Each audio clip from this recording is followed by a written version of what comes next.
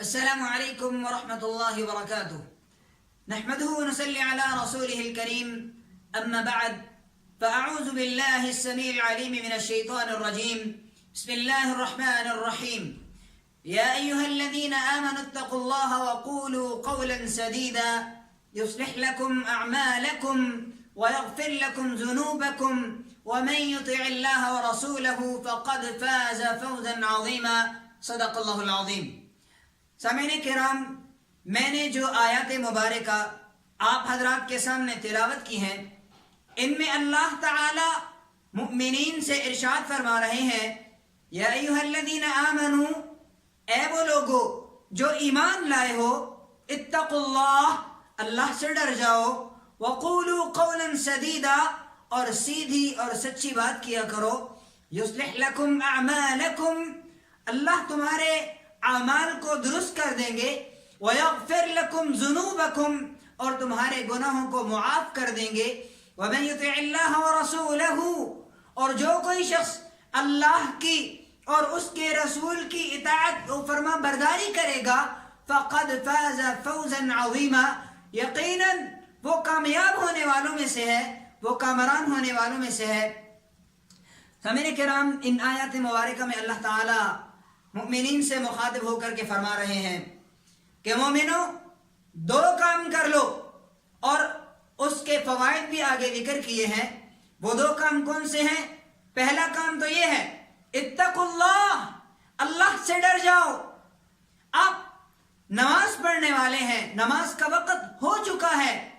لیکن آپ اپنی دکان پر بیٹھے ہیں، آپ اپنے کاروبار پر بیٹھے ہیں، تو یہ وقت ہے اتقوا اللہ، اللہ سے ڈر جاؤ۔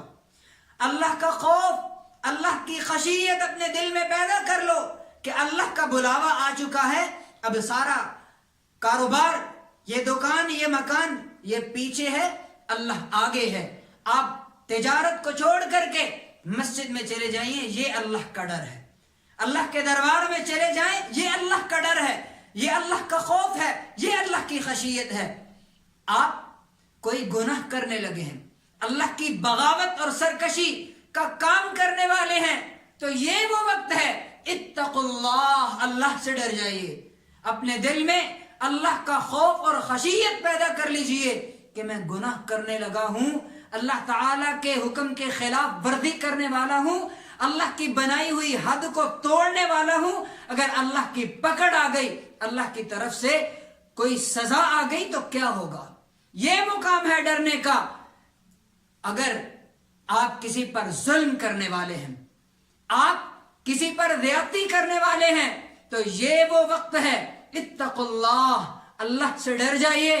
اللہ کا خوف اور تقوی اور خشیت اپنے دل میں پیدا کر لیجئے، کیونکہ اللہ تعالیٰ ظالموں کو پسند نہیں کرتا، اللہ تعالیٰ ظلم کو پسند نہیں کرتا، اور نہ ہی اللہ تعالیٰ انسانوں پر ظلم کرتا ہے۔ یہ تو انسان ہے جو اپنی جانوں پر خود ظلم کرتے ہیں۔ سامعین کرام، کسی کے ساتھ زیادتی کرتے ہوئے، کسی پر ظلم کرتے ہوئے اللہ سے ڈر جانا، یہی حقیقی ڈر ہے، یہی حقیقی خوف ہے، یہی وہ وقت ہے جب اللہ کا خوف دل میں پیدا ہونا چاہیے۔ سامعین کرام، آپ کسی کا نقصان کرنے والے ہیں، کسی کے معاملات کو خراب کرنے والے ہیں، تو یہ وہ وقت ہے جب اللہ کا خوف اور خشیت آپ کے دل میں پیدا ہونی چاہیے کہ میں اس شخص کے لیے خسارے کا، نقصان کا باعث بن رہا ہوں، جبکہ اللہ تعالیٰ کا حکم تو یہ تھا کہ مومنین آپس میں بھائی بھائی ہوتے ہیں، ایک دوسرے کو نقصان نہیں پہنچاتے، ایک دوسرے پر ظلم نہیں کرتے۔ سامعین کرام، یہی وہ وقت ہے جب اللہ کا خوف اور خشیت دل میں پیدا ہونی چاہیے۔ سامعین کرام، آپ کسی کے بارے میں دل میں حسد رکھ رہے ہیں، بغض رکھ رہے ہیں، کینہ رکھ رہے ہیں، اور آپ کو پتہ ہے کہ یہ اخلاقی بیماریاں ہیں، اور نبی کریم صلی اللہ علیہ وآلہ وسلم نے اللہ کا پیغام مومنین کو سنایا ہے کہ اللہ نے ان اخلاقی بیماریوں سے دور رہنے کا حکم دیا ہے۔ یہ وہ وقت ہے جب آپ کو ڈرنا چاہیے، آپ کے دل میں اللہ کا خوف اور خشیت پیدا ہونی چاہیے، کیونکہ اللہ تعالیٰ نے یہ اعلان کر رکھا ہے قرآن مجید کے اندر کہ میں جب مؤمنین کو جنت کے اندر داخل کروں گا تو ان کے دلوں کے اندر سے حسد کو, کینے کو, بغض کو نکال دوں گا, ان کے دلوں کو صاف کر دوں گا. اور سامعین کرام, یہ بیماریاں اگر دل کے اندر موجود ہوئیں, ہم نے دنیا میں رہتے ہوئے, اس زندگی میں رہتے ہوئے, اس کائنات پر رہتے ہوئے ان کو اپنے دل سے نہیں نکالا, ان کو اپنے دل کے اندر سے نہیں نکالا, اپنے دلوں کو صاف نہیں کیا, اسی طرح کینے اور حسد اور بغض سے بھرے ہوئے دل لے کر اللہ کے سامنے پیش ہو گئے, تو یقیناً یہ یاد رکھیے اللہ بھی ان چیزوں کو دل سے نہیں نکالے گا, ان چیزوں کو دل سے نہیں نکالے گا, اور نہ ہی جنت کا داخلہ نصیب ہوگا. دنیا میں رہتے ہوئے اپنی اصلاح کرنا ضروری اور لازم ہے. سامعین کرام, آپ کسی کے ساتھ دھوکہ کرنے والے ہیں, کسی کے ساتھ فراڈ کرنے والے ہیں,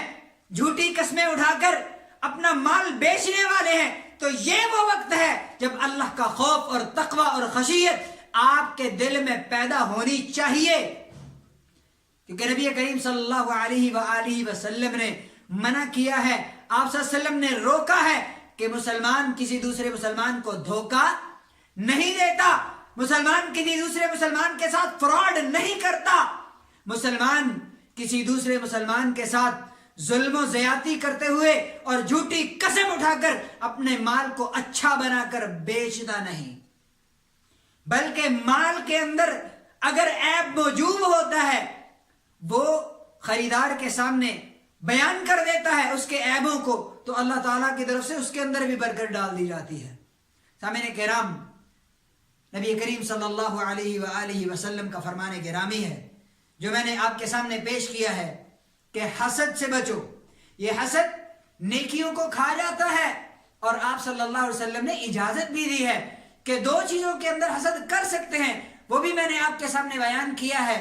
کہ صرف دو چیزیں ہیں جن میں حسد کیا جا سکتا ہے. ایک وہ شخص جسے اللہ تعالیٰ نے قرآن مجید سے نوازا ہے, وہ بہت اچھی آواز میں تلاوت کرتا ہے, رات کی گھڑیوں میں, دن کی گھڑیوں میں اللہ کے سامنے کھڑا ہوتا ہے اور قرآن کی تلاوت کرتا ہے, یہ ایسا شخص ہے جس پر حسد کیا جا سکتا ہے. اور وہ شخص جس کو اللہ تعالیٰ نے مال دیا ہے اور وہ اللہ کے راستے میں بیواؤں پر, مسکینوں پر, یتیموں پر اور فلاحی کاموں میں اللہ کا دیا ہوا مال خرچ کرتا ہے,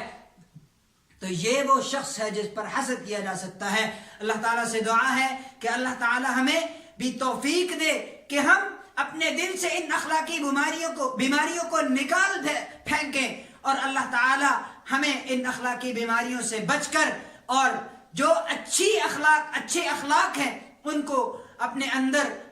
دل میں جگہ دینے کی توفیق دے. وآخر دعوانا ان الحمد للہ رب العالمین, والسلام علیکم ورحمۃ اللہ وبرکاتہ.